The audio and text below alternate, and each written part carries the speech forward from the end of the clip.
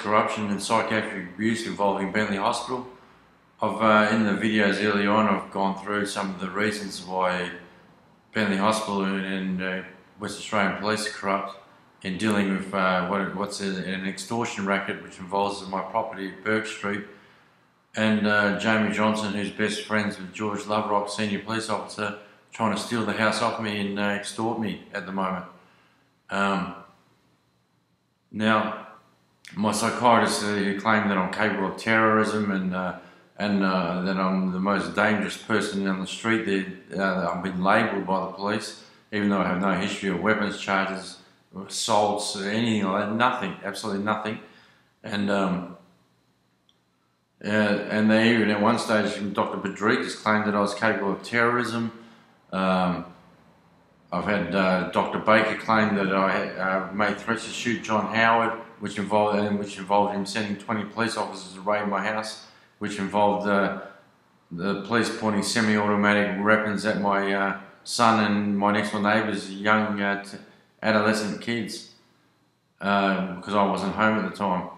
Now, to prove that the corruption is the psychiatry section in my story is totally corrupt. Basically, what I've done is I've searched on the internet, and basically I've found my story in two different sections. One's when I found an article written called Dissent by Medical Record, which is written by Brian Martin, which basically is about corrupt police, corrupting psychiatrists and whistleblowing. And basically, when I read the article Dissent by Medical Record, which is written by Brian Martin, who's also Vice President of Whistleblowers Australia, it was a very emotional. It was like coming home after being away for a long time. It was very touching, and basically my story to the T was there.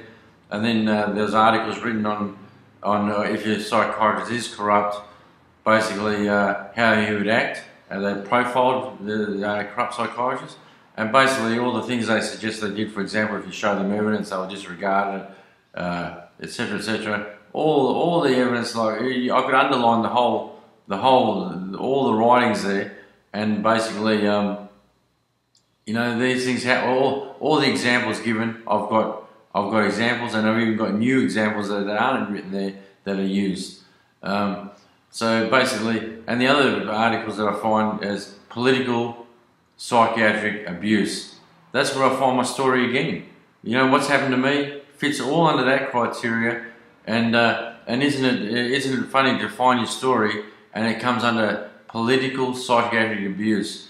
Now the bottom line is that my story involves politicians that I'm suggesting are corrupt, with doctors, psychiatrists, medical staff, police, etc., and lawyers, all involved with trying to retain this $1 million property that I've got at Burke Street.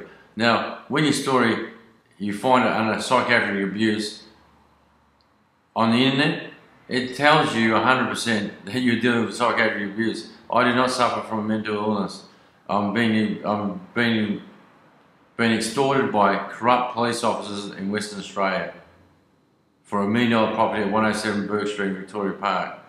Now the best friend of the police officer George Loverock, who at the time headed up the Gallipoli Task Force into bikies, when in 1999 when I first met his friend Jamie Johnson, basically, well, you know, I've got links to bike clubs. I've got friends in all sorts of bike clubs, and even family members, etc., etc., and even international bike club members.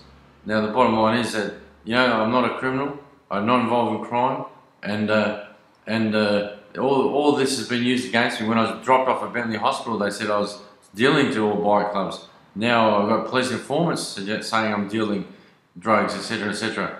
And all while I continue to put these videos out so I can get my story out there, the channel where I submit the videos is being blocked now with jargon that I'm dealing, my son's dealing drugs, etc. It's absolutely ridiculous. Thanks.